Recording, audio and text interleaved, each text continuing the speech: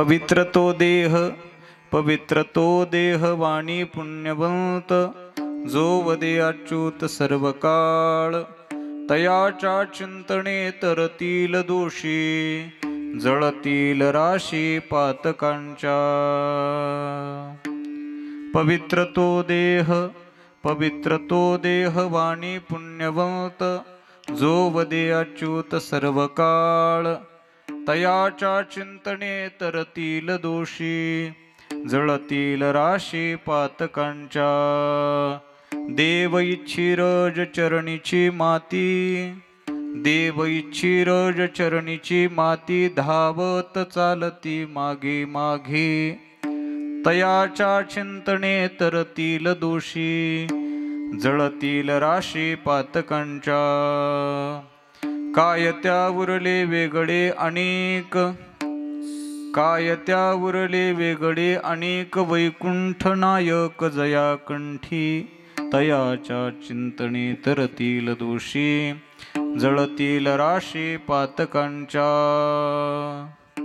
तुका म्हणे देव भक्ताचा संगम, तुका म्हणे देव भक्ताचा संगम. तेथे ओघणाम त्रिवेणीचा, तयाच्या चिंतने तरतील दोषी, जळतील राशी पातकांच्या. पांडुरंगा करू प्रथम नमन, पांडुरंगा करू प्रथम हरी पांडुरंगा करू प्रथम नमन, पांडुरंगा करू प्रथम दुसरे चरण संताचे या, दुसरे चरण संताचे या, दुसरे चरण संताचे या. पांडुरंगा करू प्रथम नमन, दुसरे चरण संताचे या, दुसरे चरण संताचे या. पांडुरंगा करू प्रथम नमन, दुसरे चरण संताचे या. त्यांच्या कृपानाने कृपाचा विस्तार, बाबाजी दास तुका, दास तुका. पांडुरंगा करू प्रथम नमन, दुसरे चरणा संतांची या, त्यांच्या कृपाधाने कथेचा विस्तारू. बाबाजी सद्गुरु दास तुका यंत प्रविश्य मम वाचमिमां प्रसुप्ताम. संजीवयत्यखिल शक्तिधर स्वदामणा. अन्यांश्च हस्तचरण श्रवणत्वगाधीन प्राणान्. नमो भगवते पुरुषाय तुभ्यं. शारदा शारदाम्भुज वदना वदनाम्भुजे, सर्वदा सर्वदा अस्माकं सन्निधिं क्रियात्. विभुं वेणुनादं चरन्तं दुरन्तं, स्वयं लीलया गोपवेशं दधानं. गवामृन्दकानन्दनं चारुहासं, परब्रह्मलिङ्गं भजे पाण्डुरङ्गम्. अलङ्कापुरीरम्य सिंहासनस्थं, पदाम्भुज तेजस्फृतिप्रदेशं. विदेन्द्रादिदेवैः सदा स्तूयमानं, समाधिस्थमूर्तिं भजे ज्ञानदेवम्. अज्ञानतिमिरन्धस्य ज्ञानाञ्जनशलाकया, चक्षुरुन्मिलितमेन तस्मै श्रीगुरवे नमः. नमो सद्गुरु तुकया ज्ञानदीपा, नमो सद्गुरु सच्चिदानन्दरूपा, नमो सद्गुरु भक्तकल्याणमूर्ती, नमो सद्गुरु भास्करा पूर्णकीर्ती. संपाद्य ज्ञानञ्च विदाय भक्ति, विलोकितो येन समाधिराजः. वैराग्यवन्तं सुविचारयुक्तं, नमामि जोगं शिरसा गुरुन्तं. पवित्र तो देह वाणी पुण्यवंत, जो वदे अच्युत सर्व काळ. तयाच्या चिंतने तरतील दोषी, जळतील राशी पातकांच्या. मुक्त कैवल्य तेजोनिधी भगवान श्री ज्ञानोबाराय, जगद्गुरु श्री संत तुकोबाराय आदी करून सर्व संतांच्या चरणी साष्टांग नमन करून तुम्हा मायबाप श्रोत्यांना अभिवादन करतो. या कीर्तन निरूपणासाठी महान भगवत भक्त संत सम्राट विश्ववंद्य माऊली महावैष्णव ज्ञानोबाराय यांनाही प्रिय असणारे, अर्थात जगद्गुरु श्री तुकोबाराय यांचा उत्कृष्ट असा 5 चरणाचा संतांच्या देहाचा परिचय व संतांच्या देहाचं मोठेपण सांगणारा अभंग चिंतनाकरिता समोर घेतला. विठाला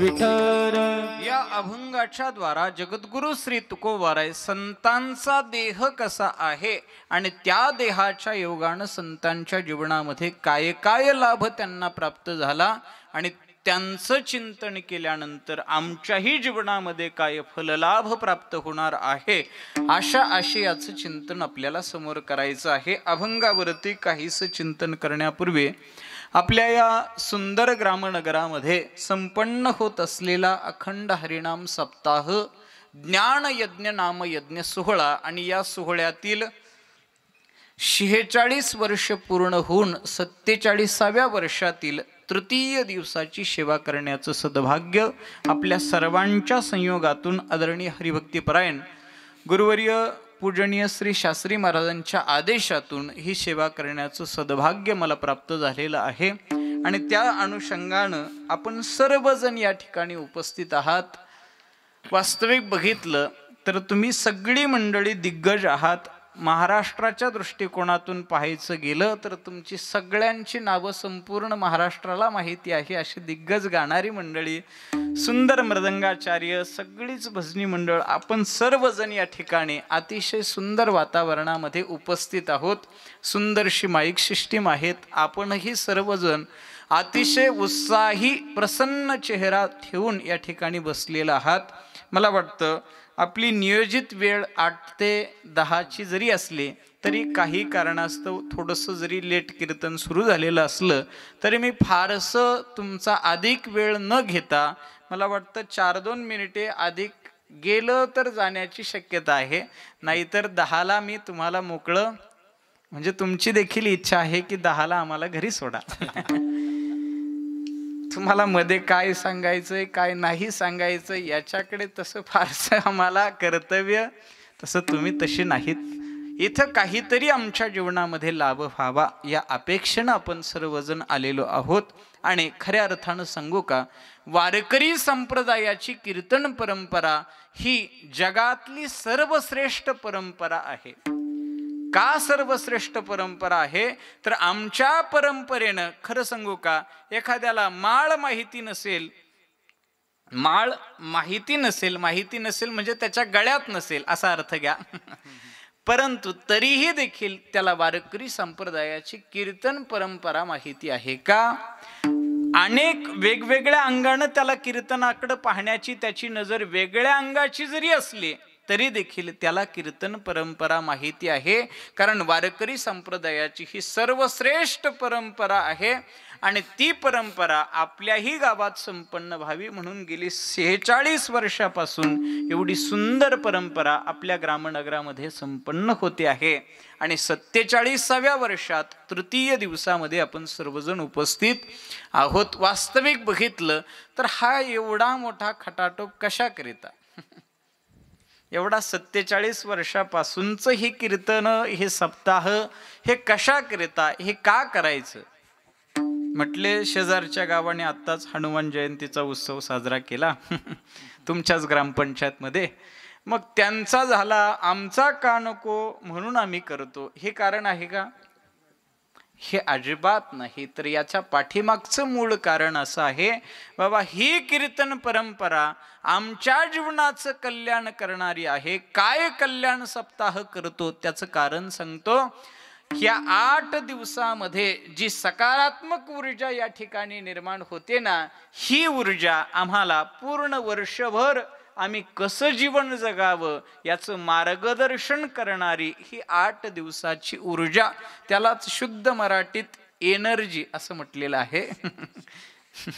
कारण अलीकडची मराठी तशी झालेली आहे. म्हणून ही पॉझिटिव्ह एनर्जी, सकारात्मक ऊर्जा आमच्या जीवनाचं कल्याण करणारी ठरते. म्हणून या उत्सवात आम्ही सहभागी होतो. आणि हे 8 दिवस आम्ही जे काही कमवलंय, जो संचय आमच्या जीवनामध्ये पुण्याचा झालाय ना, त्या 8 दिवसाच्या पुण्य संचयावरती पुढचे आमचे राहिलेले वर्षातले जेवढे काही दिवस बाकी आहेत त्या दिवसांना आम्ही जीवन कसं जगावं त्याच्यासाठी उत्साह निर्माण करून देणारा सप्ताह असतो. म्हणून करायचा आहे. शेजारच्यांनी केला म्हणून आम्ही करायचं हे त्याच्या पाठीमागचं कारण नाही, तर सप्ताह कीर्तन परंपरा ही आमच्या जीवनामध्ये उत्साह निर्माण करून देणारी आहे. म्हणून एवढ्या प्रतिकूल वातावरणामध्ये, वादळाचं वातावरण असताना देखील आपण सर्वजण या ठिकाणी उपस्थित झालात. पुनश्च एकदा आपल्या सर्वांच्या चरणी विनम्र भावानं दंडवत करतो आणि थोडंसं अभंगाच्या संबंधानं बोलतो. विठाला विठ्ठल विठ्ठल विठ्ठल विठ्ठल विठ्ठल विठ्ठल विठ्ठल. अभंग जगद्गुरु तुकोबारायांचं आहे. मी अभंगाची एक वाक्यता सांगत असताना एक वाक्य वापरलं की बाबा या अभंगामध्ये जगद्गुरु तुकोबाराय संतांच्या देहाचा परिचय व संतांच्या देहाचं असलेलं मोठेपण सामान्य जगाच्या समोर मांडता आहे. एवढ्या एका वाक्यातून आपण अभंगामध्ये प्रवेश करणार आहोत. सरळ सरळ सांगा, संतांचा परिचय आमच्या जीवनात गरजेचा आहे का? थोडंसं बोला, म्हणजे तुम्हाला कीर्तन कळतंय असं मला वाटेल. संतांचा परिचय आमच्या जीवनात गरजेचा आहे का? तर आहे. का गरजेचं आहे? तर आमच्या जीवनाचं कल्याण कशानं होणार आहे? नवे नवे आम्ही जन्माला देवाच्या प्राप्तीकरिता आलेलो आहोत. देव आम्हाला प्राप्त करायचा आहे आणि त्या देवाची प्राप्ती करून देणारा वर्ग या जगतात हरिप्राप्तीशी उपाय धरावे संतांचे ते पाय, किंवा संता वीण प्राप्ती नाही ऐशे वेद देती ग्वाही. वेदानं आम्हाला सांगितलंय बाबा, संताशिवाय हरी प्राप्त होऊ शकत नाही. आम्ही जन्माला आलो देवाच्या प्राप्तीकरिता आणि त्या देवाची प्राप्ती करून देणारा वर्ग या जगतात संतांचा आहे. आणि ते संत जीवन जोपर्यंत आम्हाला कळत नाही तोपर्यंत आमच्या जीवनाचं कल्याण होऊ शकत नाही. विठ्ठल विठ्ठल विठ्ठल विठ्ठल विठ्ठल विठ्ठल. कारण जगाच्या कल्याणाकरिताच संतांचं येणं जगाच्या आहे. कल्याणा संतांच्या विभूती, जगाच्या कल्याणा संतांच्या विभूती. हो जगाच्या कल्याणा संतांच्या विभूती, जगाच्या कल्याणा संतांच्या विभूती.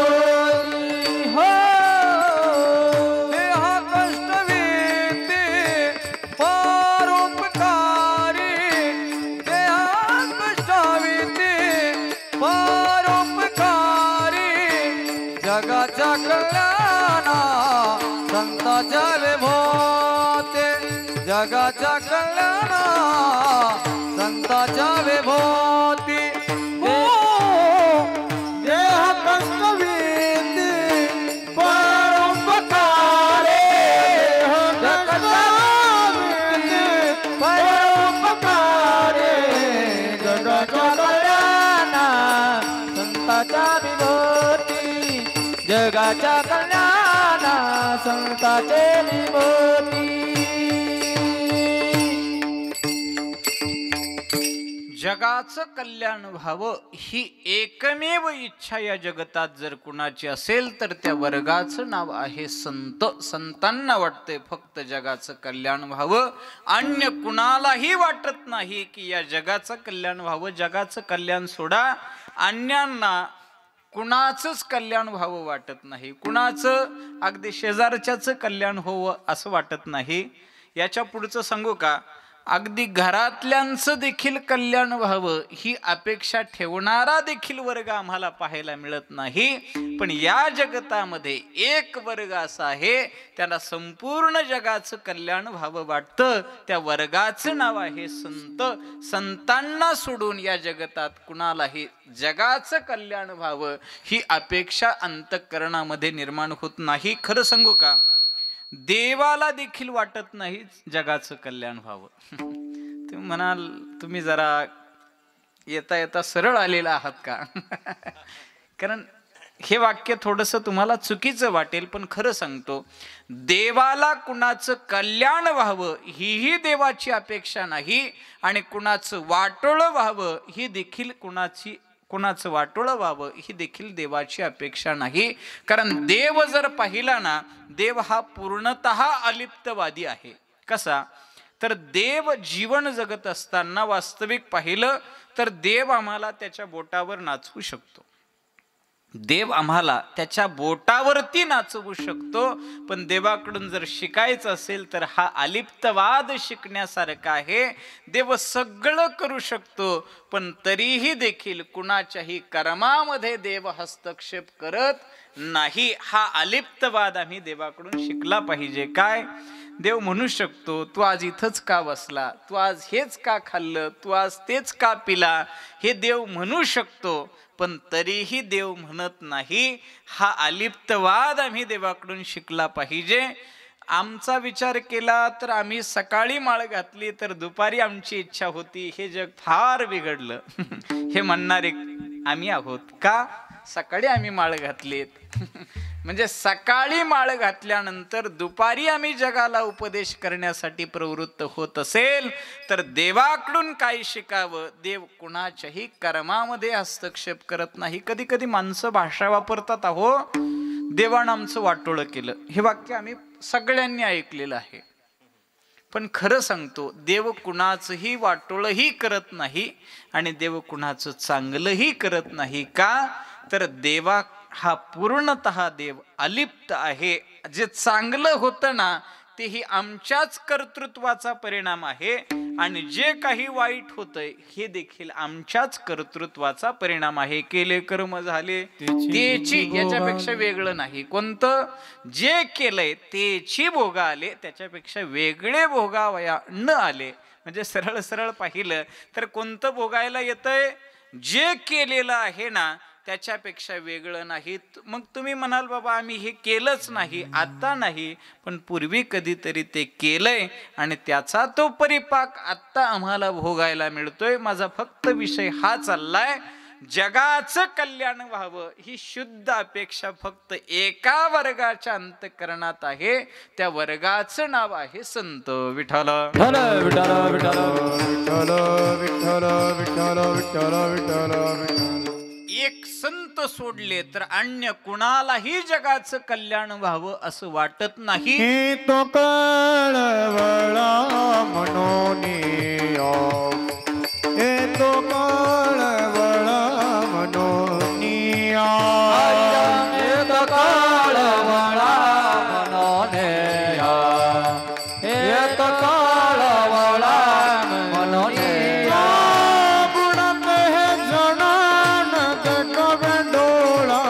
हे तो कळवळा मनोनिया, हे तो कळवळा मनोनिया. जना देखावे डोळा, हे तो कळवळा मनोनिया, हे तो कळवळा मनोनिया, मनोनिया. हे जग बुडत हे जण न देखवे डोळा, पण कुणाला? फक्त आणि फक्त हा कळवळा संत सोडून दुसरा कुणालाही येऊ शकत नाही. येतो कळवळा मनोनिया, पण कुणाला? फक्त संतांना. संत सोडले तर अन्य कुणालाही हा कळवळा ही शुद्ध अपेक्षा कुणाच्याही अंतःकरणात नाही. मग एवढं आमचं कल्याण व्हावं असं फक्त संतांना जर वाटत असेल तर मग ते संत आम्हाला कळायला पाहिजे. मग संत आम्हाला कळतात का? खरं सांगू का, तुम्हा आम्हाला संत कळत नाही यात विशेषता नाही. मोठ्या मोठ्यांना संत कळालेले नाही. कुणाकुणाला कळाले नाही थोडंसं तुम्ही लक्षपूर्वक ऐकत आहात म्हणून सांगतो. वेदांत शास्त्रामध्ये ज्ञानाचे दोन प्रकार शास्त्रकार सांगतात. एक अपरोक्ष ज्ञानी आहे आणि दुसरा परोक्ष ज्ञानी आहे. या दोघांचाही जर विचार केला तर यांना ज्या अंगानं संत कळायला पाहिजे त्या अंगानं यांनाही संत कळत नाही. योग्याला संत कळत नाहीत, सिद्धाला संत कळत नाहीत, ज्ञानाला संत कळत नाहीत. त्याच्या पुढे जाऊन सांगायचं झालं तर देवाला देखील संत कळत नाहीत. विठ्ठला विठ्ठल विठ्ठल विठ्ठल विठ्ठल विठ्ठल विठ्ठल. मी पहिलं वाक्य वापरलं, परोक्ष ज्ञानी कुणाला म्हणतात? परोक्ष म्हणजे दूर कुठंतरी देव आहे, ब्रह्मतत्व आहे असं फक्त ज्याला शब्दानं ज्याला ज्ञान झालं ना त्याला परोक्ष ज्ञानी शास्त्रकार म्हणतात. आणि आमच्या पंचदशीकाराने तर असं सांगितलं, म्हटले हे परोक्ष ज्ञान ज्याला झालं ना त्याच्या बाबतीत फल सांगत असताना असं सांगितलंय, परोक्षम ब्रह्मविज्ञायम शाब्दे देशिक पूर्वकम बुद्धिपूर्वकृतम पापम कुस्नम दहती वन्यवत. शास्त्रकार सांगतात परोक्षम ब्रह्मविज्ञायम, परोक्ष शब्दाचा अर्थ दूर कुठेतरी. व्यवहारात परोक्ष म्हणजे जवळचा, परंतु वेदांतात परोक्ष म्हणजे कसा आहे? दूरचा. दूर कुठतरी देव आहे. परोक्षम ब्रह्म, ब्रह्मतत्व. विज्ञायम म्हणजे ज्ञान त्या परब्रह्माचं झालं, दूर कुठतरी आहे. कसं झालं? शाब्दे देशिक पूर्वकम, शब्दानं ज्ञान झालं. आणि असं शब्दानं कुठतरी ब्रह्म आहे असं शब्दानं ज्याला ज्ञान झालं ना त्याचा त्या ज्ञानाचं फल सांगत असताना पुढं पंचदशीकार असं सांगतात, त्यानं जर एखादं बुद्धिपुरस्कर एखादं पाप केलेलं असेल तर ते पाप जळून जातं. पण कसं जळून जातं? कुस्नम दहती वन्यवत, म्हणजे गवताच्या गंजीला काडी लावल्यानंतर किती शिल्लक राहते? तृणाग्नी मेळे समरस झाले, दैचे नामे गेले जपतारी, दैचे नामे गेले जपतारी. तृणाग्नी मेळे समरस झाले, दैचे नामे गेले जपतारी, दैचे नामे गेले जपतारी. तिथे नामे जपता सांगितलं, परंतु अगोदरच पाहिलं तर तृण अग्नी मेळे समरस झाले, म्हणजे सरळ सरळ पाहिलं तर गवताच्या गंजीला काडी लावली तर तिथं एवढीही शिल्लक गवताची आम्हाला काडी पाहायला मिळत नाही. काय कारण? पूर्णतः नष्ट होते. त्याप्रमाणे कुस्नम दहती वन्यवत, परोक्षम ब्रह्मविज्ञायम शाब्दे देशिक पूर्वकम आणि बुद्धिपूर्वकृतम पापम कुस्नम दहती वन्यवत. हे कोणतं फल आहे? परोक्ष ज्ञानाचं हे फल आहे. म्हणजे दूर कुठेतरी देव आहे हे ज्ञान ज्याला झालं ना त्याच्या बाबतीत सांगतात की बाबा त्याच्या जीवनातलं सगळंच्या सगळं पाप जळून जातं. पण अशा परोक्ष ज्ञानाला देखील ज्या अंगानं संत कळायला पाहिजे त्या अंगानं त्यालाही संत कळत नाहीत. पुढे आहे अपरोक्ष ज्ञानी. अपरोक्ष ज्ञानी कुणाला म्हणतात? चिदानंद रूप शिवोहम शिवोहम अशी अवस्था ज्याची झालेली आहे, मीच देव आहे अशी अनुभूती ज्याच्या जीवनामध्ये प्राप्त झाली. तुका म्हणे कैची किव कोठे जीव निराळा, कोठे जीव निराळा, जीव निराळा. तुका म्हणे कैसे किंवा कोठे जीव निराळा, कोठे जीव निराळा, कोठे जीव निराळा. निराळा तुका म्हणे कैचे किव कोठे जीव निराळा. जीव आणि शिव ऐक्य भावाला ज्याच्या ठिकाणी प्राप्त झालेला आहे अशी ज्याची भावना आहे असं त्याला अपरोक्ष ज्ञान अनुभूती आलेली आहे ना, आशाला देखील ज्या अंगानं संत कळायला पाहिजे त्या अंगानं त्यालाही संत कळत नाहीत, ज्ञानाला संत कळत नाहीत. मग पुढं पाहिलं तर योग्यालाही संत कळत नाहीत. आपल्याकडे उदाहरण आहे. चांगदेव महाराज कोण होते? योगी होते. चांगदेव महाराज योगी होते, पण चांगदेव महाराजाला ज्ञानोबाराय कळले म्हणता का? खरं सांगू का, जर चांगदेव महाराजाला ज्ञानोबाराय कळले असते तर वाघावरती स्वार होऊन ज्ञानोबारायांच्या भेटीकरिता चांगदेव महाराज गेलेच नसते. कारण संताकडे जात असताना कसं जावं आमच्या तुकोबारायांना शिकवलंय. संतापाशी बहु असावी मर्यादा, फलकटाचा धंदा उरफोडी. संतांकडे जात असताना विनयपूर्वक नम्रतायुक्त अंतःकरणानं संतांच्या समोर जावं. खरं सांगू का, आता विनय काय नम्रता काय हे आता अलीकडे शिल्लक राहिलं. का राहिलं नाही त्याचं कारण सांगू का? गुरु शिष्य परंपरा आता आम्हाला बाह्य अंगानं पाहायला मिळते, परंतु अंतरंगानं जर पाहिलं तर गुरु शिष्य परंपरा लोप पावताना दिसते. थोडंसं उदाहरण सांगतो आठवलं म्हणून. तुम्ही सगळी जुनी मंडळी आहात. तुमचे शिक्षक जर समोरच्या गल्लीतून आले तर तुम्ही त्या गल्लीनं जात होतात का? बोला. काय कारण हो? फक्त त्या शिक्षकाविषयी आदरयुक्त भीती अंतःकरणामध्ये होती, त्यांच्याविषयीचा भाव आमच्या अंतःकरणात होता, म्हणून ते समोरून आले तर आम्ही समोरून जाण्याची ताकद, आम्ही म्हणजे तुम्ही, आम्ही जातोय आता. म्हणजे तुमच्या काळात ही विनयशीलता टिकून होती, आमच्या काळात आता गुरु शिष्य गल्लीत सोडा, दोघं हातात हात घालून फिरतायत. पाठीमागे एका कीर्तनकाराच्या मुखातून एक उदाहरण ऐकलं. म्हटले एक मुलगा तंबाखू खात होता, त्याचे शिक्षक समोरून येत होते, त्यानं बघितलं शिक्षक येतात आणि घाईघाई हात असे पाठीमागे केले. त्याच्याबरोबर ते शिक्षक त्याच्या जवळून गेले, तिथून निघून गेले. बऱ्याच वेळानं त्याच्या जवळचे शिक्षक निघून गेल्यानंतर 4-2 जे त्याचे मित्र होते ना, ते म्हटले जाऊ दे गड्या, तू तंबाखू खातो याचं दुःख आम्हाला नाही, पण या गोष्टीचा आम्हाला आनंद आहे की तू तुझ्या शिक्षकाचा आदर राखला. म्हटले तू हात पाठीमागे केले, तंबाखू दिसू दिले नाही, याचं आम्हाला बरं वाटलं. पण पुढं सांगू का, त्यानं जे उत्तर दिलंय ना ते फार महत्वाचं आहे. त्यानं सांगितलं शिक्षकाचा आदर वगैरे याच्यात काही नाही, यातली अर्धी ते घेतात म्हणून हात पाठीमागे केले. म्हटले ही सध्याची गुरु शिष्य परंपरा आहे. म्हणजे सगळीकडं असंच आहे असं मला म्हणायचं नाही, पण 99% सध्याची परिस्थिती अशी आहे. काय कारण? तर कुठंतरी आदर ही गोष्ट संपुष्टात आली आणि त्याचा हा परिणाम आहे. विठ्ठला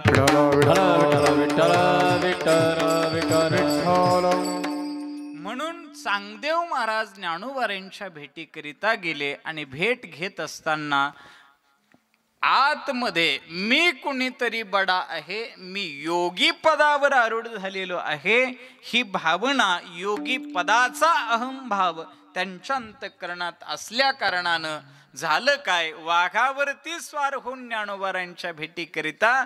मला फक्त एवढं सांगायचंय, ज्ञानाला संत कळत नाहीत, पुढं योग्यालाही ज्या अंगानं संत कळायला पाहिजे त्या अंगानं योग्यालाही संत कळत नाहीत.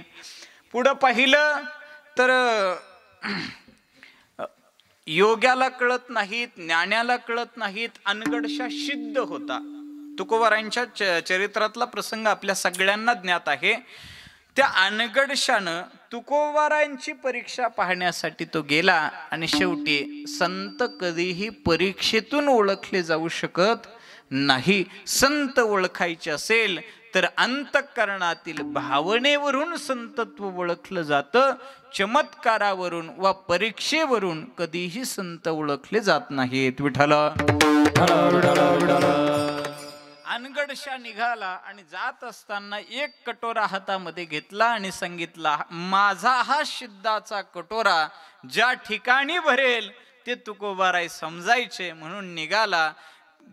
प्रत्येक घरोघरी फिरत असताना फिरता फिरता फिरता प्रत्येक घरातलं धान्य त्या कटोऱ्यात पडायचं, पण कटोऱ्याचा तळ देखील भरत नव्हता. आमचे गुरुवर्य शांतीब्रह्म मारुती बाबा कुरेकर बाबा सांगत असतात, म्हटले पोत्यानं धान्य त्या कटोऱ्यात पडलं पण कटोऱ्याचं तळ देखील भरलं नाही. शेवटी असा फिरत फिरत तुकोबारांच्या दारात आला. तुकोबाराई घरी नव्हते. तुकोबारांची कन्या भागीरथी ती घरामध्ये बसलेली होती आणि आईसाहेब जिजाईनं 4-2 घरचं धान्य मागून आणलेलं आणि ते दळत बसलेली असताना त्यावेळेला आईची नजर चुकवली भागीरथीनं आणि एक पिठाची मूठ भरून घेतली. खरं सांगू का नजर चुकवली? म्हटले आई देणार नाही म्हणून नजर चुकून पिठाची मूठ भरली आणि जाऊ लागले. तेवढ्यात आईनं पाहिलं, हातावरती फटका मारला, होतं तेवढंही पीठ काढून घेतलं. म्हटले चालली उदार बापाची उदार लेक दान करायला. म्हटले सगळं पीठ काढून घेतलं. शेवटी पिठाचे कण हाताला चिकटलेले होते. अनगडशा विचार करू लागला. म्हटले पोत्यानं धान्य कटोऱ्यात पडलं, कटोऱ्याचा तळ देखील भरला नाही आणि या चिमुकलीच्या हातानं काय होणार. पण कौतुक म्हणून कटोरा पुढं केला. तिनं फक्त असे हात झटकले तर पीठ, कटोरा भरला यात विशेषता नाही तर कटोरा भरून पीठ वाहू लागलं. किती वाहू लागलं सांगू? म्हटले एवढं पीठ वाहिलं, एवढं पीठ वाहिलं की उभा अनगडशा त्या पीठात गाडला गेला. एवढं पीठ वाहिलं. मला सांगायचं काय, सिद्ध महात्मा होता आणि त्यावेळेला त्याच्या मुखातून निघू लागलं, वा तुकोबाराय, क्या तुकोबाराय असं बोलू लागला. त्यावेळेला भागीरथीनं त्याचा कान पकडला आणि सांगितलं, अरे म्हटले मी तुकोबाराय नाही, मी त्यांची कन्या आहे. मग तो म्हणू लागला, पोरीत एवढं सामर्थ्य तर बापात किती सामर्थ्य. मला फक्त सांगायचं काय, सिद्ध महात्मा आहे पण संत कळाले का? अजिबात नाही. म्हणजे संत ज्ञानाला कळाले नाही, योग्याला कळाले नाही, सिद्धाला कळाले नाही. मी पुढं बोललो होतो, देवाला देखील ज्या अंगानं संत कळायला पाहिजे ना, त्या अंगानं देवालाही संत कळाले नाही. विठ्ठला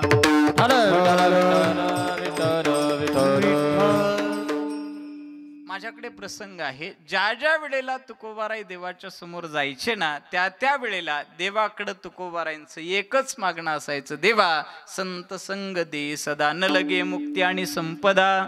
मला फक्त काय दे, संत संग देई सदा. संतांचा संग माझ्या जीवनामध्ये घडावा, याच्यापेक्षा वेगळी अपेक्षा माझी अजिबात नाही. मग तुकोबाराय देवाच्या समोर गेल्यानंतर तुकोबारायांचं मागणं असं असायचं आणि देवानं आपली खाली मान घालावी. का तर संत देवालाही भेटलेले नाहीत.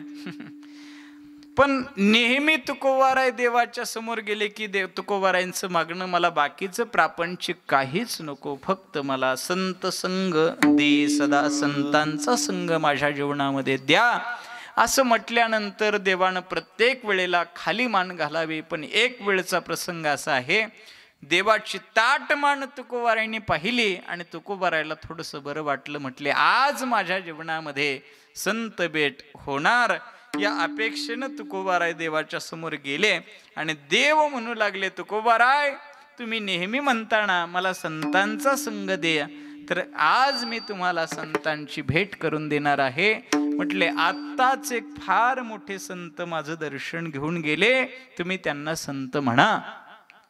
तुकोबाराय एक नाही, दोन नाही, एकही शब्द बोलत नाहीत.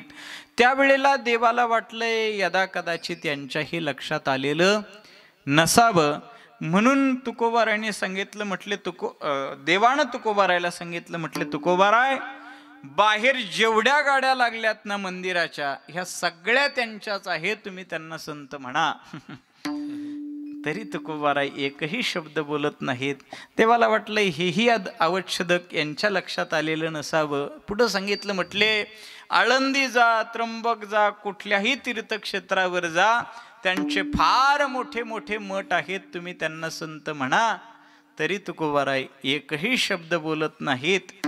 त्यावेळेला देवानं सांगितलं, तुकोबाराय मी कोण आहे माहिती आहे का? म्हटले होत्याचं नवथं, नवथ्याचं होतं करणारा, करतुम अकर्तुम अन्यथा करतुम शक्तिवान भगवान मी आहे. आणि मी तुम्हाला सांगतोय की तुम्ही त्यांना संत म्हणा, तरी तुम्ही त्यांना संत म्हणत नाहीत. त्यावेळेला तुकोबारायांना राग आला आणि रागाच्या भरात तुकोबाराय बोलू लागले, म्हटले देवा तुला माझं काय वाटोळं करायचं ना, तू माझं सुखानं वाटोळं कर, पण मी माझ्या मुखानं त्यांना संत म्हणणार नाही. परिमित्यासी मुखे न म्हणे संत, परिमित्यासी मुखे न म्हणे संत, परिमित्यासी मुखे न म्हणे संत, परिमित्यासी मुखे. करी सिद्धे देवा करी माझे सुखे, करी माझे सुखे, परिमित्यासी मुखे न म्हणे संत, परिमित्यासी मुखे न म्हणे संत, परिमित्यासी मुखे न म्हणे संत, परिमित्यासी मुखे. परिमित्यासी मुखे न म्हणे संत, करी सिद्धे देवा करी माझे सुखे. देवा मला तुझं माझं वाटोळं तुला करायचं असलं ना देवा, सुखानं माझं वाटोळं कर, परंतु परिमित्याशी मुखे न म्हणे संत, मी माझ्या मुखानं त्यांना संत म्हणणार नाही. का म्हणणार नाही? तर ते संत नाहीत, म्हणजे देवाला देखील संत कळालेले नाहीत. योग्याला, सिद्धाला, ज्ञानाला आणि देवाला यांना जर संत कळाले नाहीत तर मग संत कळतच नाहीत का? तर कळतात. कधी कळतात? जर अंगे आम्ही संत झालो तरच आम्हाला महिमा. म्हणे अंगे व्हावे ते आपण तरीच महिमान येला काळ, तरीच महिमान येला काळ, तरीच महिमान येला काळ. तुका म्हणे अंगे व्हावे ते आपण तरीच महिमान येईल कळ, तरीच महिमान येईल कळ, तरीच महिमान येईल कळ, येईल कळ. तुका म्हणे अंगे व्हावे ते आपण तरीच महिमान येईल कळो. महिमान संतांचं कळून येईल कधी? अंगे जर आम्ही संत झालो तर आम्हाला संत कळून येतील. मग खरं सांगा, संत होणं एवढं सोपं आहे का? बाकी जगात सगळं होता येईल. एक वाक्य धाडसाचं बोलतो, देव होता येईल. वाक्य नीट ऐका, देव होता येईल, पण संत होणं एवढं सहजासहजी सोपं नाही. का? कारण संत कळणं इतकं कठीण आहे, त्यापेक्षा बहु अवघड असे संत भेटी किंवा आहे संत भेटी. आणि कदाचित त्या जगजेठीची करुणा झाली तर यदा कदाचित कळेल, परंतु बहु अवघड असे संत भेटी. अन्य गोष्टी शास्त्रानं सांगितल्यात, परंतु तरीही देखील संत आम्हाला कळणं एवढं सहजासहजी सोपं नाही. मग संत कळतच नाहीत का? कळतात कधी? अंगे संत झालो तर. मग अंगे संत होणं आम्हाला शक्य नाही. मग तुकोबाराय, आम्ही जर अंगे संत आम्हाला होता येणार नाही, आमची तर इच्छा आहे संत कळाले पाहिजे. मग तुकोबाराय सांगतात, मी तुम्हाला संतांचा यथार्थ महिमा सांगतो आणि मग तुमच्या संत लक्षात येतील. विठ्ठल विठ्ठल.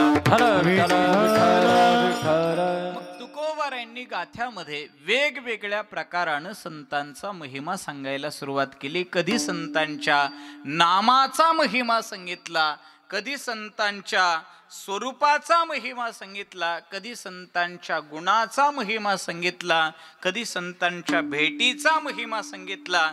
आणि तो महिमा ऐकून आम्ही संत कळून घ्यायचे जर असतील तर नामाचा महिमा सांगत असताना बाबा त्यांचं नाव घेतलं तर पुण्यवंत व्हावे. घेता सज्जनाची नावे, सज्जनाचं मनाम संताचं नामस्मरण घेतलं तर पुण्यवंत होता येतं. त्यांच्या भेटीचा पापताप दैन्य जाय उठा उठी, झालिया भेटी हरिदासांची आलिंगन घडे, मोक्ष सायुज्यता जोडे.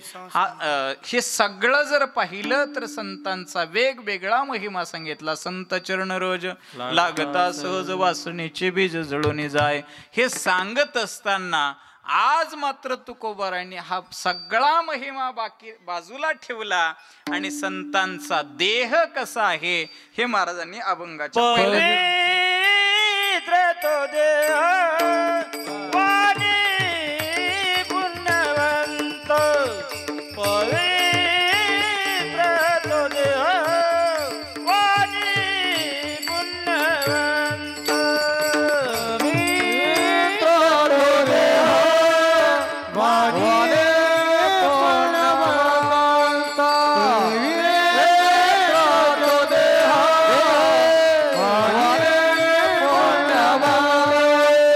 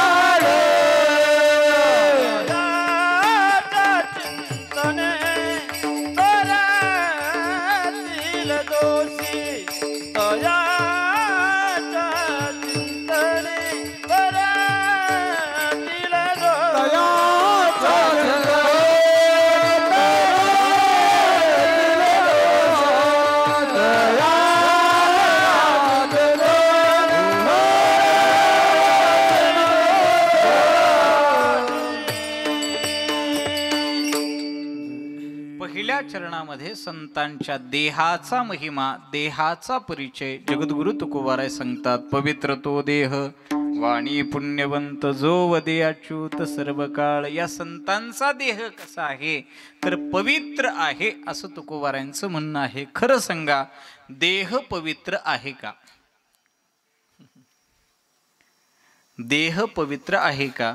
थोडंसं 3 प्रकारचे देह आहेत. स्थूल देह, सूक्ष्म देह आणि कारण देह. 3ही देहाचा विचार केला तर सामान्य तुमच्या माझ्या देहाचा विचार केला तर देह अजिबात पवित्र ठरू शकत नाही. कुठल्याच अंगानं देह पवित्र नाही. शास्त्रकारांनी तर असं सांगितलंय बाबा, 6 गोष्टीनं देह अपवित्र आहे. कोणता? हाडामांसापासून झालेला हा स्थूल देह जो आहे ना, हा 6 गोष्टीनं अपवित्र आहे. कोणत्या 6 गोष्टी? तर लक्षपूर्वक ऐका. स्थानात, बीजात, उपष्टंभात, निश्चंदात, निधनादपि कायम अधेय स्वच्छत्वात पंडिता अशुचुम युदुहु. पंडित लोक या देहाला 6 कारणानं अपवित्र म्हणतात. कोणत्या कोणत्या? स्थानात देह अपवित्र. ज्या स्थानात देह घडला ते स्थान पवित्र की अपवित्र? मातीची उदर कुहरी पचवणी विष्टेच्या दातरी. इथं जर पाहिलं तर उदरामध्ये काय आहे? नाकी तोंडी कृमी किडे. म्हणजे अशी अवस्था कुठं आहे? ज्या स्थानामध्ये देह तयार झाला ते स्थान पवित्र नाही. पहिलं कारण स्थानात. दुसरं आहे बीजात. ज्या बीजापासून देहाची उत्पत्ती ते बीज देखील अपवित्र आहे. तिसरं कारण सांगितलं स्थानात, बीजात, उपष्टंभात. या देहापासून जेवढे काही पदार्थ बाहेर निघतात किंवा या देहाचा एखादी माऊली भाजी कापत असेल आणि भाजी कापता कापता जर तिचं बोट कापलं तर शास्त्रकार सांगतात तिला स्वयंपाक करण्याचा अधिकार नाही. तिला स्वयंपाक करायचा असेल तर स्नान करावं लागतं आणि मग तिला स्वयंपाकाचा अधिकार आहे. हे फक्त ऐका. खरं सांगू का, हे शास्त्र आम्ही अजिबात पाळत नाही, परंतु शास्त्रानं त्या माऊलीला स्वयंपाक करण्याचा अधिकार म्हणजे स्नानानंतर शुद्धी सांगितलेली आहेत.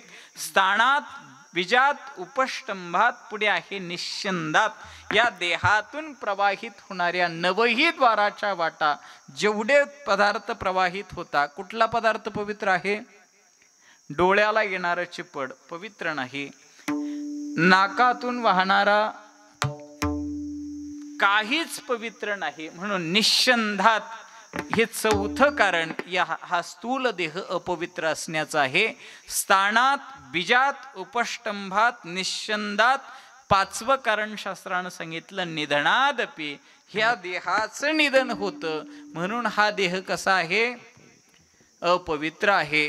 तोच देह अपवित्र राहील यात विशेषता नाही, तर त्याच्या संबंधानं जेवढा काही परिवार आहे त्या संपूर्ण परिवाराला देखील अपावित्र्य येतं. किती दिवसाचं? काहींना 10 दिवसाचं येतं, काहींना 3 दिवसाचं, 13 दिवसाचं, 1 महिन्याचं, वर्षाचं. हे सगळं अपावित्र्य म्हणजेच त्याला आपल्याकडं सुतक बोललं जातं. हे काय येतं? आता कुणाकुणाला किती किती दिवसाचं हे तुम्ही नेहमी ऐकत आहात. त्याचा विस्तार मला अजिबात आत्ता करायचा नाही. मला फक्त एवढं सांगायचंय, या देहाचं निधन होतं म्हणून हा देह कसा आहे? अपवित्र आहे. स्थानात, बीजात, उपष्टंभात, निश्चंदात, निधनादपि. आणि 6वं कारण सांगितलं कायम अदेय सोचित्वात. हा देह पवित्र करण्यासाठी याला पावित्र्याचं कायम बाहेरून आदान करावं लागतं. नेहमी पावित्र्य कुठून घ्यावं लागतं? बाहेरून. आम्ही स्नान करतो कशासाठी? पवित्र होण्यासाठी. हेच कारण आहे. स्वच्छता हा दुसऱ्या टप्प्याला आहे. पहिलं कारण काय आहे? स्नान करतो पवित्र होण्यासाठी. गंध लावतो कशासाठी? पवित्र होण्यासाठी. ह्या सगळ्या गोष्टी पवित्र होण्यासाठी आहे. खरं सांगा, आम्ही आता देवपूजा करणारी मंडळी आहोत, करतोत ना? खरं सांगा, देवपूजा करत असताना पहिला गंध स्वतःला लावावा की देवाला? बोला. एक मतानं काहीतरी उत्तर द्या. पहिला गंध कुणाला लावला पाहिजे? स्वतःला. इकडं बोला. कुणाला लावला पाहिजे? चला मी सांगतो, अगदी उत्तर तुमचं बरोबर आहे. का स्वतःला गंध अगोदर लावावा? त्याचं कारण असं आहे, स्वतः स्नान करून स्वतःला अगोदर गंध लेपन करावं, म्हणजे स्वतः अगोदर पवित्र व्हावं आणि या पवित्र देहानं मग देवाला गंध लावावा. आतापर्यंत जरी देवाला अगोदर लावत असाल तरी आजपासून कमीत कमी एवढं जरी कीर्तनातलं झालं, सफल झालं बस. जास्त काही म्हणजे सरळ सरळ पाहिलं तर देवाला पवित्र होऊन मग देवाला गंध लावायचा. मला सांगायचं काय, गंगेत आम्ही स्नानाला जातो कशाकरिता? पवित्र होण्याकरिता. म्हणजे इथं जर पाहिलं तर आम्हाला पावित्र्य हे नेहमी बाहेरून घ्यावं लागतं, नेहमी बाहेरून आदान करावं लागतं. आणि स्वतःसिद्ध पावित्र्य पाहिलं तर गंगेचं पावित्र्य हे स्वतःसिद्ध पावित्र्य आहे. आणि आमचं पावित्र्य जर पाहिलं तर आम्हाला गंगेत स्नान करावं लागतंय, म्हणजे आम्हाला तिथं पावित्र्य मिळतंय. म्हणजे सरळ सरळ हे 6 कारण स्थूल देह अपवित्र असण्याचं आहे. मग स्थूल देह अपवित्र असताना तुकोबाराय तुम्ही भाषा वापरतात, पवित्र तो देह. कसं? इथं तुकोबारायांची भाषा आम्हाला पटत? बोला, पटते? खरं सांग का, तुकोबारायांची भाषा कधीही खोटी ठरू शकत नाही. दुसरा देह मी तुम्हाला सांगतो. आता स्थूल देह अपवित्र झाला इथपर्यंत ठीक आहे. दुसरा देह आहे सूक्ष्म देह. हा सूक्ष्म देह कसा तयार होतो? तर सूक्ष्म देहाचा विचार सांगत असताना 17 तत्वाचा सूक्ष्म देह आहे. मी सांगतो, तुम्ही मोजा. पंच ज्ञानेंद्रिय, पंच कर्मेंद्रिय, पंच प्राण किती झाले?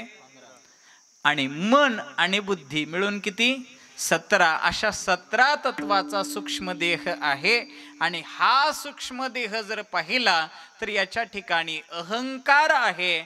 आणि अहंकार कधीही पवित्र ठरू शकत नाही. तुका म्हणे नरके घाली अभिमान, तुका म्हणे नरके घाली अभिमान, म्हणे नरके घाली अभिमान, तुका म्हणे नरके घाली अभिमान. गर्वताठा तरी होय ज्ञान गर्वताठा, तरी होय ज्ञान गर्वताठा. किंवा अहंकारा नासा भेद जगी निंद्य बुबळातो. अहंकार ज्याच्या ठिकाणी आहे ना, जगात तो कसा आहे? निंदनीय आहे. असं तुकोबाराय आम्हाला जर बोलत असतील तर सूक्ष्म देहही आमचा कसा आहे? अपवित्र आहे. आणि तिसरा देह आहे कारण देह. कारण देहाचं मूळ स्वरूप आहे अज्ञान. आणि अज्ञान कधीही पवित्र ठरू शकत नाही. गीता जर पाहिली तर गीतेत भगवान ज्ञानाला पवित्र म्हणतात. नहि ज्ञानेन सदृशम पवित्रम यह विद्यते. काय? ज्ञान पवित्र आहे. आणि ज्ञानाच्या विरुद्ध असलेलं अज्ञान पवित्र असू शकतं नाही. अज्ञान हे अपवित्र आहे. म्हणून कारण देहही आमचा अपवित्र, सूक्ष्म देहही आमचा अपवित्र, स्थूल देहही आमचा अपवित्र. मग तुकोबाराय तुम्ही का म्हणतात पवित्र तो देह? तुकोबाराय सांगतात, माझ्या शब्दाकडे तुम्ही नीट लक्ष द्या. मी पवित्र देह अशी भाषा वापरली नाही असं तुकोबाराय म्हणतात. मी तिथे एक शब्द टाकलाय, म्हटले कोणता? पवित्र तो देह. तो शब्दाचा अर्थ असा आहे, एकाची निश्चिती करून बाकीच्याचा त्याग करणारा हा शब्द आहे. कसा? एका म्हणता भले दुजा सहजची निंदिले. हे महाराज चांगले असं म्हटलं म्हणजे बाकीचे अजिबात चांगले नाही असा त्याचा अर्थ घेऊ नका. परंतु एकाला चांगलं म्हटलं तर दुसऱ्याची वेगळी निंदा करण्याची गरज नाही. एका म्हणता भले दुजा सहजची निंदिले. म्हणजे एकाला चांगलं म्हटलं तर अन्याच्या विषयानं न बोललं तरी ते काय ठरतं? म्हणजे त्याच्या बाबतीत निंदा ठरते. काय जे असेल ते त्याच्या विरुद्ध ठरतं. म्हणजे तुकोबाराय इथं सांगतात पवित्र देह असं नाही, पवित्र तोच देह. कोणता? तोच. चकार जरी तुकोबारायांनी घातलेला नसेल पण इथं तुकोबारायांना चकाराची अपेक्षा आहे. तोच देह पवित्र आहे. कोणता? तर संतांचा. का पवित्र? तर इकडं तुम्ही आता धर्मशास्त्राच्या अंगानं सांगितलं एवढे 3 देह अपवित्र असताना संतांचा देह पवित्र ठरू शकतो हे कसं? तर मी पहिला सांगितला, तुमचा माझा स्थूल हाडामांसापासून तयार झालेला जो देह आहे हा तुमचा माझा अपवित्र आहे. संतांचा का पवित्र झाला? तर त्याचं कारण सांगतो. चोखोबारायांच्या जीवनातला प्रसंग सगळ्यांना ज्ञात आहे. चोखोबारायांना ज्या वेळेला भिंत कोसळली, चोखोबारायांचा देह त्या भिंतीच्या दगडामध्ये गाडला गेला आणि नामदेवरायाला भगवान परमात्म्यानं सांगितलं की नामा, तू ह्या चोखोबाची हाडं जमा करून आण. अगदी 4-2 दिवसावर चोखोबारायांचा समाधी सोहळा देखील या ठिकाणी आपल्याला पाहायला मिळतो. म्हणजे सरळ सरळ पाहिलं तर चोखोबारायांना ती हाडं नामदेवरायांनी जमा करून आणली. का आणले? आता एवढी लोक गाडलेली असताना चोखोबारायांची हाडं ओळखायची कशी? मग काय करायचे नामदेवराय? हाड उचलायचे, कानाला लावायचे आणि प्रत्येक हाडाहाडातून आवाज येऊ लागला काय? श्री विठ्ठल, श्री विठ्ठल, श्री विठ्ठल असा आवाज ऐकायचे. आणि ते हाडं जमा केले आणि सगळेच्या सगळे पंढरी नगरीमध्ये आल्यानंतर देवाच्या समोर गेले आणि देवानं आपला पितांबर समोर केला आणि सगळेच्या सगळे हाडं नामदेवरायाने देवाच्या पितांबरामध्ये टाकले. मी बोलतो असं नाही. मांस चर्म हाड देवा अबघेची गोड. देवाला यांचेच मांस चर्म हाड सगळं गोड आहे. कुणाला? संतांचे. देवाला जर गोड असतील, ज्या अर्थी देवानं पवित्र पितांबरामध्ये चोखोबारायांची जर हाडं घेतलेली असतील ना, तर ते पवित्र स्थूल देह त्यांचा कसा आहे? पवित्र आहे. हे पटत नसेल, थोडंसं जुना इतिहास झाला, कारण अलीकडे बुद्धिवादी लोकांना सगळंच पटेल सांगता येत नाही. हे आम्ही आमच्या डोळ्यानं 2-3 पाहिलेले प्रसंग सांगतो. आदरणीय प्रदीपजी महाराज आळंदीत होते. रामचंद्र बाबा निकम आपल्या सगळ्यांनी पाहिलेले आहे. त्यांच्या जीवनातला प्रसंग 2010ची घडलेली सत्य घटना मी आपल्याला सांगतो. ज्या वेळेला रामचंद्र बाबा निकम यांचं देहावसान झालं आणि रक्षाविधीला आपण ज्या वेळेला जातो ना, त्यावेळेला रामचंद्र बाबांची कवटी ज्या वेळेला हाताला लागली ना, त्या कवटीवरती स्पष्ट अक्षरात लिहिलेलं होतं राम कृष्ण हरी. हा परिणाम कशाचा आहे? पवित्र तो देह. हे मूळ कारण. म्हणजे सरळ सरळ पाहिलं तर यांचा देह पवित्र. एवढं चिंतन केलं, त्याचा परिणाम कवटीवरती लिहिलं गेलं रामकृष्ण हरी. आणि हे कुठलं थोताण नाही, हे आम्ही आमच्या डोळ्यानं पाहिलंय. आजही त्याचे फोटो देखील उपलब्ध आहेत. आम्ही पंढरपुरात चातुर्मासाला असताना गुरुवर्य चंद्रशेखर महाराजांनी एक फोटो दाखवला रामकृष्ण भाऊ येडशीकरांचा. रामकृष्ण भाऊ येडशीकरांच्या मुखात नेहमी असायचं श्रीहरी पंढरीशा. कुठलंही वाक्य बोलायचं असेल का श्रीहरी पंढरीशा, त्यांच्या कवटीवरती श्रीहरी पंढरीशा जसंच्या तसं लिहिलेलं होतं. हे कशाचा परिणाम आहे?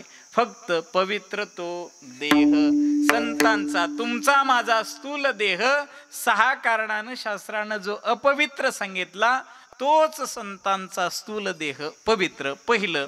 दुसरं आहे सूक्ष्म देह. तुमचा माझा सूक्ष्म देह अहंकार आमच्यामध्ये असल्या कारणानं आमच्या ठिकाणी त्याच अपवित्र सूक्ष्म देह आहे.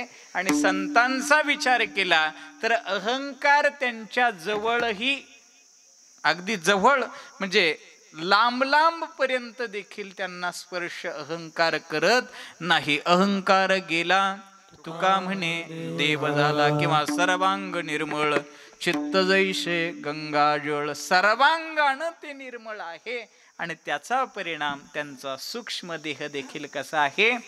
पवित्र आहे. स्थूल देह संतांचा पवित्र, सूक्ष्म देह संतांचा पवित्र आहे. आणि कारण देहाचा विचार केला तर कारण देहाचं मूळ स्वरूप मी सांगितलं मगाशी अज्ञान आहे. आणि संतांच्या ठिकाणी अज्ञान कदापि वास करू शकत नाही.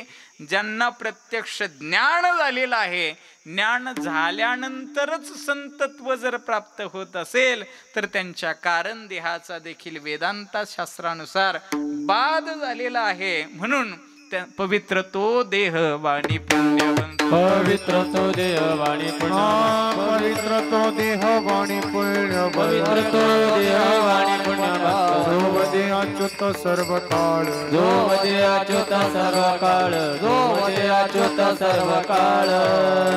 आता आपला देह अपवित्र, संतांचा देह पवित्र. कसा पवित्र?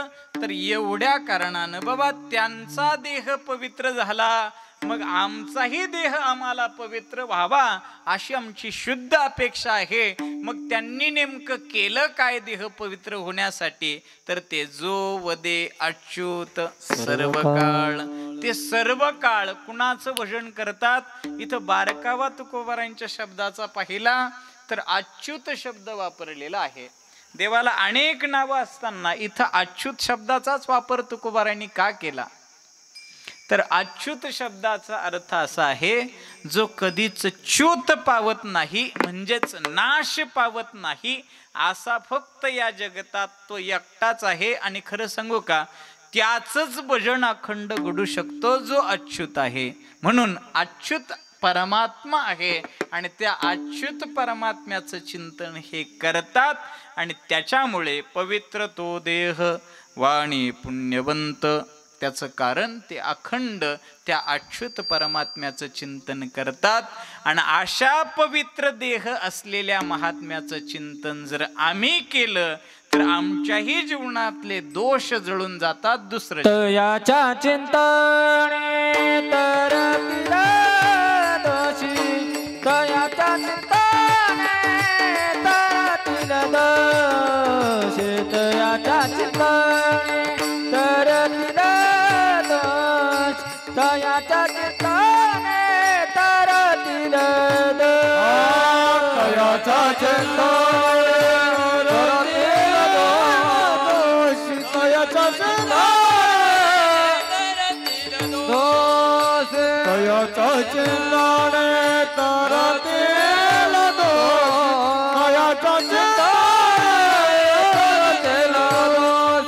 तयाच्या चिंतने तरतील दोष तयाच्या चिंतने तयाच्या चिंतने तरतील दोष तयाच्या चिंतने तरतील दोष तयाच्या चिंतने तरतील दोष तयाच्या चिंतने तरतील दोष तयाच्या चिंतने तरतील दोष जळतील पापरात कांचा जळतील राशी पातकांचा जळतील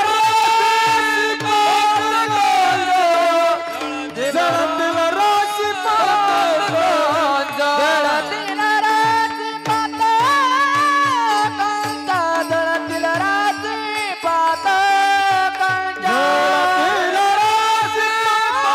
पातकांचा जळतील राशी पातकांचा तयाच्या चिंतने तरतील दोष तयाच्या चिंतने तरतील दोष तयाच्या चिंतने तरतील दोष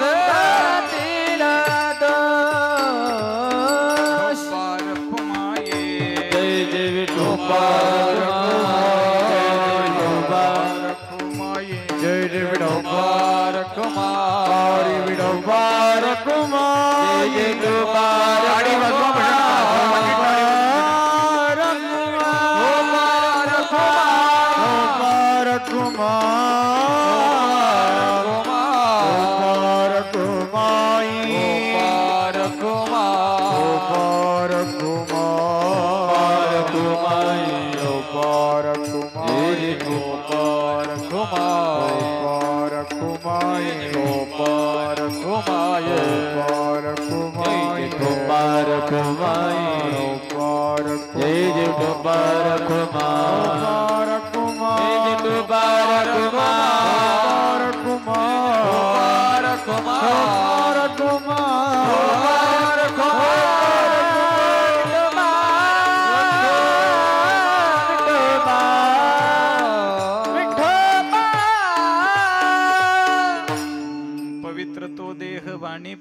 भगवंत जो वदे अच्युत सर्व काळ तयाच्या चिंतने तरतील दोषी जळतील राशे पातकांच्या.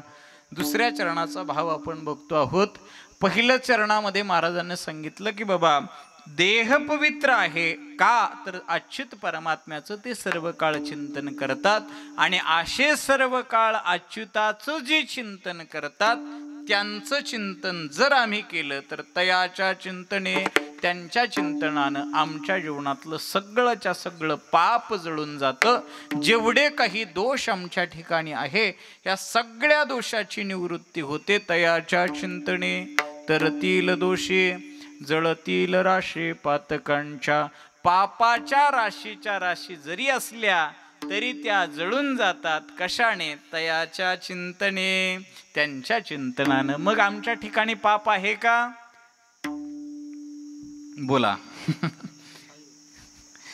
खरं सांगू का, पाप शब्दाचा अर्थ असा आहे आम्ही केलेल्या अनिष्ट कर्माचा परिपाक, त्याचं नाव आहे पाप.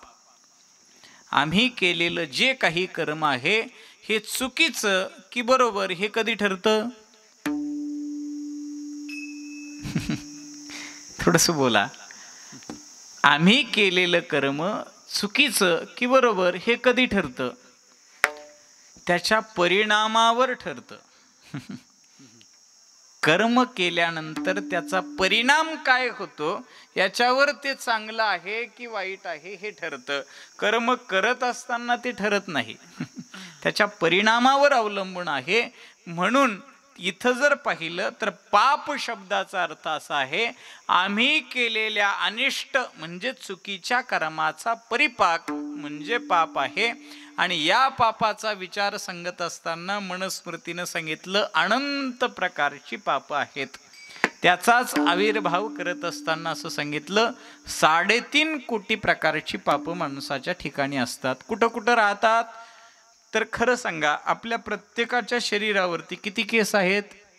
मोजून सांगा. थोडासा वेळ घ्या. तसं आता वेळ संपलेला आहे पण तरी 4-2 मिनिटं घ्या. किती केस आहेत? म्हणजे शास्त्रानं आम्हाला सांगितलं किती आहे? 3.5 कोटी. मी असंच एका कीर्तनात बोललो बाबा किती केस माणसाच्या अंगावर असतात. शास्त्रानं सांगितले 3.5 कोटी, तेवढं बोललो. मध्येच एक उभा राहिला, म्हटले महाराज तुम्ही सांगितलं 3.5 कोटी इथपर्यंत ठीक आहे, पण म्हटले मला टक्कल पडलं याचे किती कमी धरू? म्हटले बाबा अजून तर मला पडलं नाही, तुला काय 5, 50, 100 कमी धरायचे, धरून टाक. म्हणजे शास्त्र वचन हे प्रायाह वचन आहे. म्हणजे जास्तीत जास्त एवढे असू शकतात. शास्त्रानं देखील मोजलेले नाही. आपण आता 100 वर्षाची आयुष्य गणना बोलली जाते. खरं सांगा 100 वर्ष सगळे जगतात का? शतगणिले हे शास्त्रानं सांगितलं, मग शास्त्राचं चुकीचं आहे का? नाही.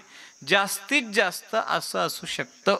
म्हणजे हे प्रायाह वचन याला शास्त्राच्या भाषेत बोललेलं आहे. म्हणजे सरळ सरळ पाहिलं तर प्रायाह वचनानं आमच्या प्रत्येकाच्या शरीरावरती किती केस आहेत? 3.5 कोटी केस आहेत. आणि मनुस्मृती सांगते पापाचे देखील प्रकार 3.5 कोटी आहे. मग हे एक एक पाप राहतं कुठं? त्या एका एका रंध्रातून एक एक केस जसा बाहेर येतो ना, त्या एका एका रंध्राच्या ठिकाणी एक एक पाप वास्तव्याला राहतं. मग आम्हाला जे रोग भोगावे लागतात हा परिणाम जर कशाचा असतील तर तुका म्हणे पापे येती रोगाची आरूपे. मग ज्या रंध्राचं पाप घडलंय तो रंध्र बंद झाला की तिथं काय होतो? रोग उत्पन्न होतो आणि त्याचा परिणाम आम्हाला भोगावा लागतो. मला सांगायचं काय, 3.5 कोटी प्रकारची पाप आहेत. ही अशा पद्धतीनं वास्तव्य करतात. मग हेही आम्हाला तितकं लक्षात ठेवणं शक्य नाही. एवढा बारकावा कोण पाहिल? म्हणून मनुस्मृतीनंच त्याचे परत 7 प्रकारामध्ये आविर्भाव केला.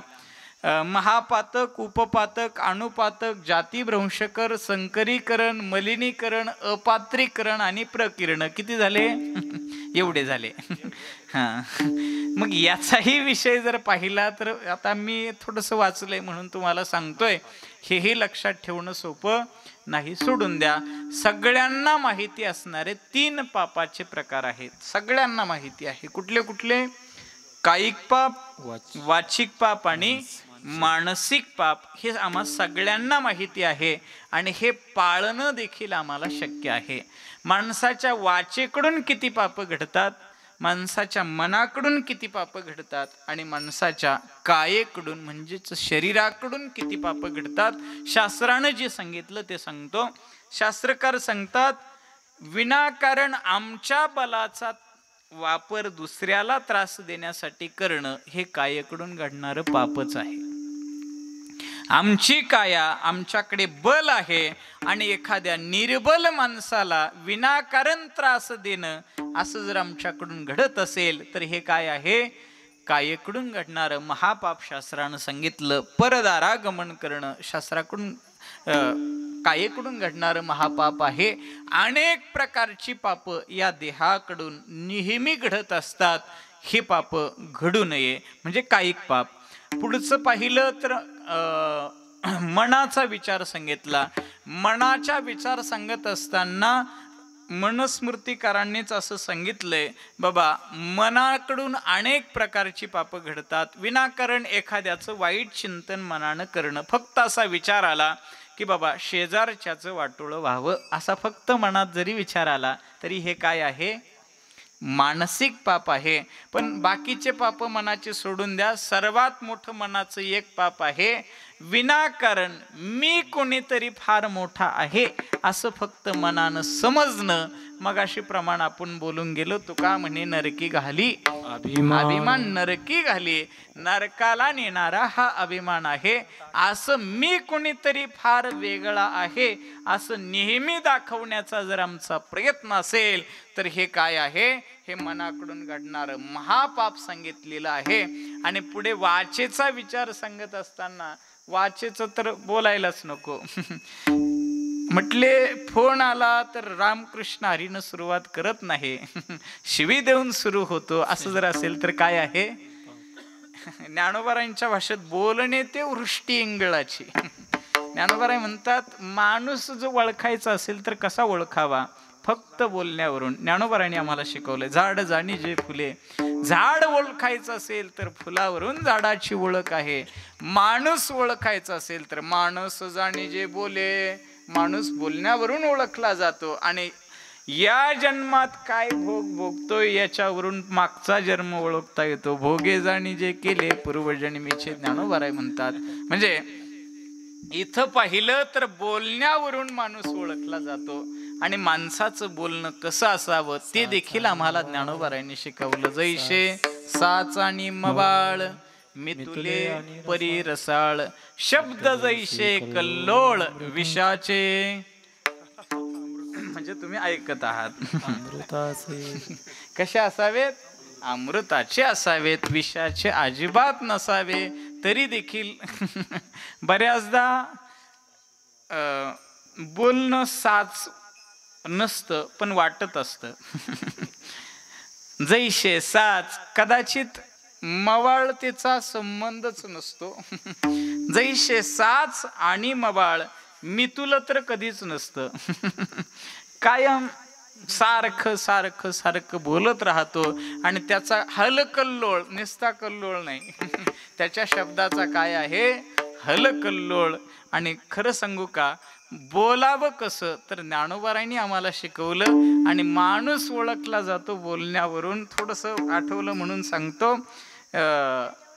जुने ज्यांच्या बाबतीत भाषापट्टू म्हणून ओळखलं ज्यांना जायचं, ते सध्याचे ज्या पक्षाचे आपण पंतप्रधान भोगतो आहोत त्याच पक्षाची परंपरा त्यांनी पूर्वी चालवली. त्यांचं नाव काय, अटलजी. त्या अटलजींच्या बाबतीत असं बोललं जातं. सध्या ते बोलू नये पण तरी हरकत नाही, वातावरण तसं आहे म्हणून बोलायला हरकत नाही.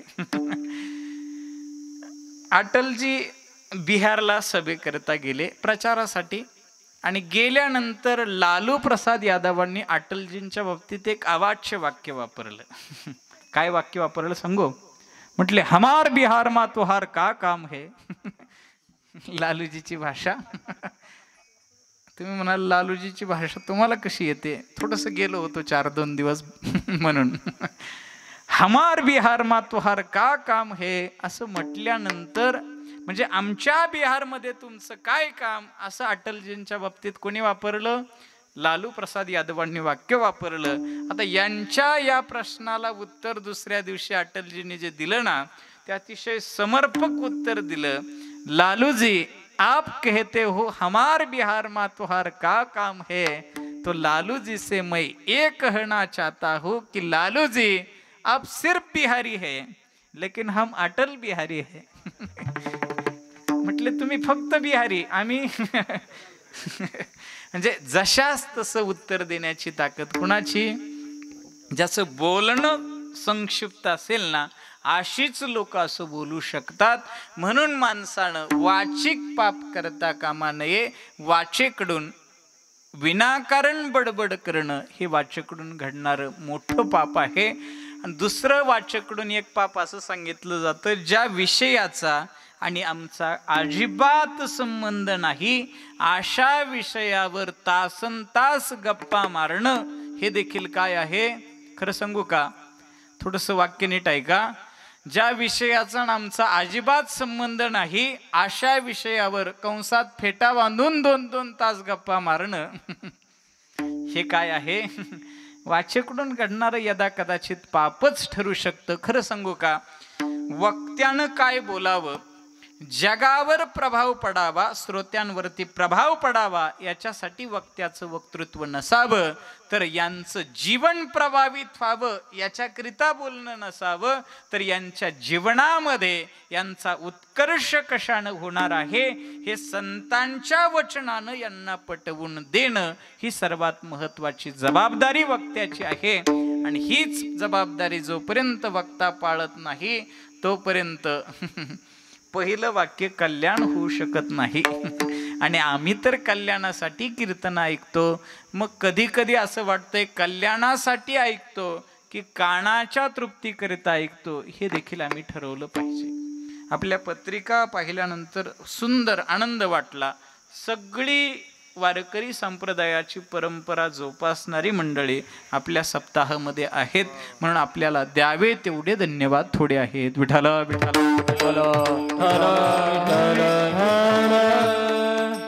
म्हणजे कायिक पाप, वाचिक पाप आणि मानसिक पाप एवढे अनेक पाप जरी पातकाच्या राशीच्या राशी जरी आमच्याकडून चुकून घडल्या तरी या सगळ्या घालवण्याची ताकद कुणामध्ये आहे? तयाच्या चिंतने तरतील दोषी. त्यांच्या चिंतनानं, कुणाच्या? संतांच्या चिंतनानं या सगळ्याचा नाश होतो. आणि संतांच्या चरणरजाची अपेक्षा तुम्ही आपण सामान्य जीव करू यात विशेषता नाही. देवैची रज चरणीची माती धावत चालती मागे मागे. आणि त्या देवामध्ये आणि संतांमध्ये अजिबात वेगळीकता शिल्लक राहिली नाही. काय त्या उरले? वेगळे अनेक वैकुंठ नायक जया कंठी. तुका म्हणे देव भक्ताचा संगम तेथे ओगणाम त्रिवेणीचा. तयाच्या चिंतने तरतील दोषे जळतील राशी पातकांच्या. ज्ञानेश्वर माऊली